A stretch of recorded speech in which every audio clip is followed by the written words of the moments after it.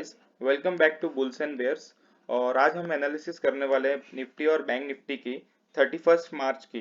ठीक है। जैसे कि कल के वीडियो में मैंने बताया हुआ था कि मेरी कोशिश रहेगी कि मैं आपको डेली निफ्टी और बैंक निफ्टी के एनालिसिस के वीडियोस दूं और साथ ही में एजुकेशनल वीडियोस बनाते रहूं निफ्टी और बैंक निफ्टी के रिलेटेड।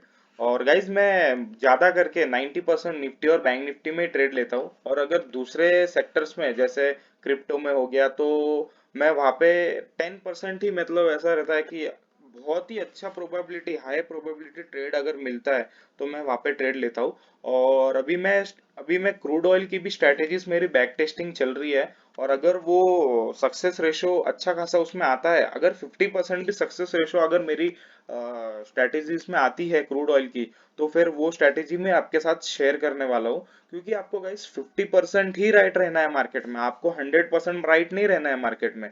अगर आप 100% वाली स्ट्रेटेजी ढूंढोगे ना, तो आप अपना कैपिटल जो है ना सारा वाइप आउट करके बैठ जाओगे खाली हाथ। तो उसका कोई फायदा नहीं है। आपको सिर्फ 50% वाली स्ट्रेटेजी ढूंढनी है मार्केट में, और आपको डेली चार्ट्स के ऊपर नजर रखना है, प्राइस एक्शन देखना है, टेक्निकल एनालिसिस करना है। ये चीज आप फॉलो करोगे ना, और सिर्फ 50%, देखो गाइस, ट्रेडिंग में 10% ही स्ट्रेटेजी होती है मेरे हिसाब से, और 90% जो है आपका जो माइंड होता है ना, उसको डिसिप्लिन रखना, आपका ट्रेडिंग साइकोलॉजी इंपॉर्टेंट है।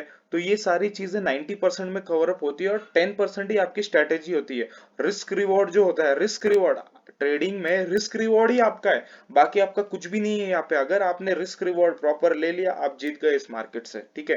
तो चलिए स्टार्ट करते हैं निफ्टी और बैंक निफ्टी का एनालिसिस। ये मैं एक्चुअली निफ्टी का और बैंक निफ्टी का जो चार्ट है आजू बाजू में रखता हूँ, क्योंकि इंडाइसेस ऐसी चीज है कि आपको, अगर आप बैंक निफ्टी में ट्रेड लेते हो तो आपको निफ्टी का भी चार्ट देखना बहुत जरूरी है। अगर आपने कोई बैंक निफ्टी में ट्रेड ले लिया और निफ्टी में अगर वहां पे कोई रेजिस्टेंस आ गया, जैसे सीपीआर आ गया या प्रीवियस डे हाई आ गया, या जो भी, अगर वहां पे निफ्टी में कोई रेजिस्टेंस रहा, तो निफ्टी वहां से रिवर्स कर सकता है, तो साथ ही में बैंक निफ्टी को भी लेके नीचे आ सकता है। और जैसे ही आपने कहीं पे शॉर्ट पोजीशन बनाई है और निफ्टी, जैसे आप सपोज अपन उल्टा लेते हैं, अगर आपने निफ्टी में अगर कोई लॉन्ग पोजीशन बनाई है और बैंक निफ्टी में वहां पे रेजिस्टेंस है, तो हो सकता है निफ्टी भी रिवर्स कर सकता है। तो गाइज वो आपको एक्सपीरियंस, स्लोली स्लोली आप जब रोज चार्ट देखोगे ना, तो आपको एक्सपीरियंस जो है, आपको एक कॉन्फिडेंस गेन करेगा कि यार नहीं, अब तो ये होगा। मतलब आपको एक कॉन्फिडेंस आएगा डेली मार्केट में। आप डेली चार्ट देखिए। तो ये है बैंक निफ्टी का चार्ट, और ये निफ्टी का चार्ट है। और यहाँ पे मेरा ये ट्रेड चल रहा है। देखिए, अगर चलता है, प्रॉफिट टारगेट अगर ले लेता हूँ, मैं निकल जाता हूँ, तो मैं 2% में निकलूंगा। अगर मैं लॉस ले लूंगा तो 1% लेके निकलूंगा। तो अभी हम चलते हैं बैंक निफ्टी का चार्ट, आपको बताता हूँ।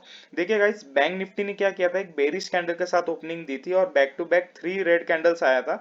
फाइनली मैंने आपको बताया हुआ है कि सीपीआर जो है बहुत ही मेजर सपोर्ट एक्ट करता है ट्रेडिंग में। ठीक है। स्पेशली निफ्टी और बैंक निफ्टी में जो है सीपीआर बहुत अच्छे से वर्क करता है। तो बैंक निफ्टी ने यहाँ पे एक बेरिश मोमेंटम दिखाया काफी लोगों की। अरे यार, अब तो गिरेगा, काफी लोगों का साइकोलॉजी हो गया कि अब तो बैंक निफ्टी गिरेगा, बहुत बड़ी कैंडल आई है। और फाइनली क्या होता है, यहाँ पे सीपीआर पे कितना अच्छे से सपोर्ट लिया है, देखिए यहाँ पे। तो काफी लोगों के जो ट्रेडिंग के, उन लोगों ने शॉर्ट पोजीशन बनाई थी, उनके स्टॉप लॉसेस यहाँ पे कहीं पे हो सकते हैं। तो फाइनली क्या होता है, इमीडिएटली एक बड़ा सा ग्रीन कैंडल आता है, सारे लोगों को ट्रैप कर देता है, और फिर हमको ये ब्रेकआउट देखने के लिए मिलता है। तो ब्रेकआउट पे मैं जनरली बोलता हूँ कि आपको ट्रेड लेना चाहिए ब्रेकआउट पे। तो आपने अगर ट्रेड लिया भी होगा, मैंने तो नहीं लिया था, क्योंकि मैं आपको एक साइकोलॉजी बताऊंगा कि अभी थोड़ी देर पहले मैंने आपको बताया था कि निफ्टी का भी हमको चार्ट देखना है। तो अगर आपने यहाँ पे ब्रेकआउट का ट्रेड ले लिया होगा, तो साथ ही में यहाँ पे देखो, आप देख रहे हो ये निफ्टी का जो फर्स्ट कैंडल डेज हाई जो था ना, यहाँ पे उसने यहाँ से अपने को फेक ब्रेकआउट दे दिया। तो उसके साथ में यहाँ पे निफ्टी में एक डाउनफॉल देखने के लिए मिला। तो बैंक निफ्टी में भी हमको डाउनफॉल देखने के लिए मिला। तो आपको दोनों चार्ट साथ में देखना बहुत जरूरी है। तो यहाँ पे क्या होता है, ब्रेकआउट हो जाता है, लेकिन फाइनली क्या होता है, हमारा स्टॉप लॉसेस, इस कैंडल में स्टॉप लॉसेस चले जाते हैं, और आपने अपना कैपिटल का 1% लूज कर दिया, कोई बात नहीं। सेकंड हाई प्रोबेबिलिटी एंट्री, ये लो प्रोबेबिलिटी हो गया। सेकंड हाई प्रोबेबिलिटी एंट्री होता है हमारा यहाँ पे। मैं बताता हूँ क्यों। आपने ये एक बेरिश मोमेंटम देखा है, यहाँ पे ये एक सप्लाई जोन। फाइनली क्या होता है, यहाँ से हमको एक फुल वॉल्यूम के साथ एक कैंडल देखने के लिए मिलता है, और इसको हम डिमांड जोन बोलते हैं। ठीक है। तो ये हमारा डिमांड जोन हो गया, डेज लो हो गया, प्लस सीपीआर सपोर्ट हो गया। तो सेकेंड एंट्री आपको पेशेंटली वेट करना है। मैंने पूरा दिन पेशेंटली वेट किया कि प्राइस यहाँ तक आए।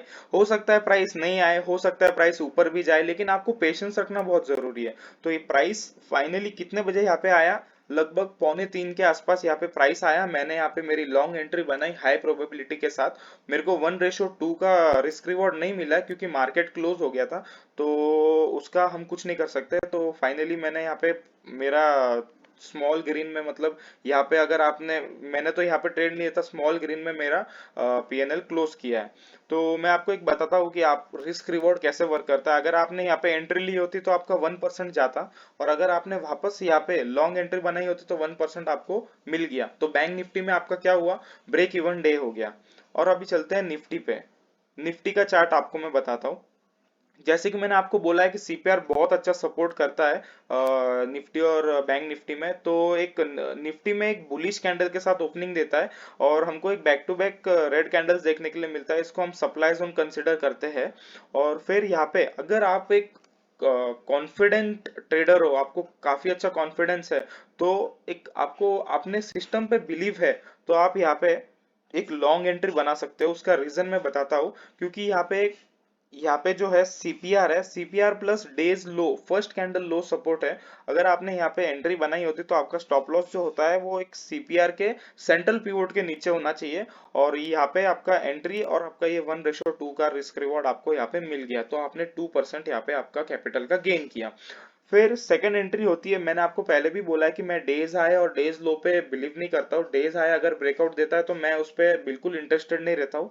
तो यहाँ पे क्या होता है, एक ब्रेकआउट आता है, लेकिन यहाँ पे इमीडिएटली उसके बाद एक डेली पिवोट है, डेली पिवोट है। तो और उसने क्या होता है, यहाँ पे कंसोलिडेशन देखने के लिए मिलता है, फाइनली फेक ब्रेकआउट। ये कैंडल देख रहे हो, ये कैंडल फेक ब्रेकआउट होती है, और हमको एक back to back red candle और पैराबोलिक मूव देखने के लिए मिलता है। तो हमारी सेकंड एंट्री निफ्टी की यहाँ पे हो सकती है ये फेक ब्रेकआउट पे।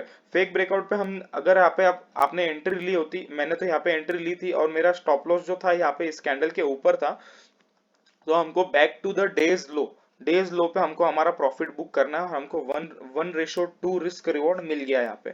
थर्ड एंट्री जो होती है, अगर ये जो डिमांड जोन आपको मैंने जैसे बताया, demand zone plus CPR support, तो अगर यहाँ पे कोई बुलिश कैंडल अगर देखने के लिए मिलती है यहाँ पे हमको, तो मैं यहाँ पे वापस लॉन्ग जाने के उम्मीद में था। लेकिन यहाँ पे हमको एक ब्रेकआउट देखने के लिए मिला। लेकिन ये ब्रेकआउट देखो, डेज हाई और डेज लो का जो ब्रेकआउट है ये भी फेल कर दिया सीपीआर ने। सीपीआर अगर आपने यहाँ पे शॉर्ट बनाई होती तो यहाँ पे सीपीआर था, ये आपको ध्यान में रखना बहुत जरूरी है। सीपीआर था तो क्या होता है, यहाँ पे हमको एक हमारा स्टॉप लॉस हिट हो जाता। तो मैं तो इसको प्रीफर नहीं करता हूँ क्योंकि नीचे सीपीआर था, तो आपको भी गाइज ये ध्यान रखना है। और फिर हमको ये back to back parabolic move देखने के लिए मिला, क्योंकि जिन्होंने भी यहाँ पे काफी लोगों ने शॉर्ट पोजीशन बनाई होगी, क्योंकि डिमांड, अरे यार डिमांड जोन का ब्रेकआउट आ गया है, तो काफी लोगों को ऐसा लगा कि अब तो फॉल आएगी मार्केट में, लेकिन ऐसा हुआ नहीं। स्टॉप लॉस उनके ट्रिगर हो गए, हमको बैक टू बैक ये ग्रीन कैंडल्स देखने के लिए मिला है। ठीक है, तो हमारी जो फोर्थ एंट्री होती है, यहाँ पे सीपीआर ब्रेकआउट पे हमारी एंट्री होनी चाहिए। ठीक है, लेकिन इसको मैं प्रिफर नहीं करता हूँ क्योंकि ये पैराबोलिक ब्रेकआउट था। आपको कंसोलिडेशन देखना है, क्योंकि सीपीआर में अगर कंसोलिडेशन अच्छा होता है और फिर ब्रेकआउट देता है तो हाई प्रोबेबिलिटी होता है। ये लो प्रोबेबिलिटी ब्रेकआउट था। तो मैं आपको बताता हूँ, आपने यहाँ पे अगर एंट्री ली होती तो आपको 2% मिल जाता, यहाँ पे एंट्री लेते हैं तो आपको 2% और मिल जाता, 4% हो गया कैपिटल का। और अगर आपने यहाँ पे अगर एंट्री, शॉर्ट एंट्री अगर बनाई होगी इन केस, तो आपका 1% यहाँ पे लूज हो गया, यहाँ पे आपका स्टॉप लॉस था, 1% लूज हो गया।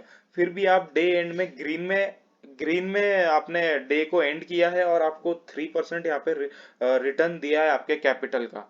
तो ये होता है डे ट्रेडिंग का गाइस। आपको रिस्क रिवॉर्ड लेना बहुत जरूरी होता है। तो ये था हमारा 31 मार्च का एनालिसिस। तो चलिए मिलते हैं कल। Take care, bye.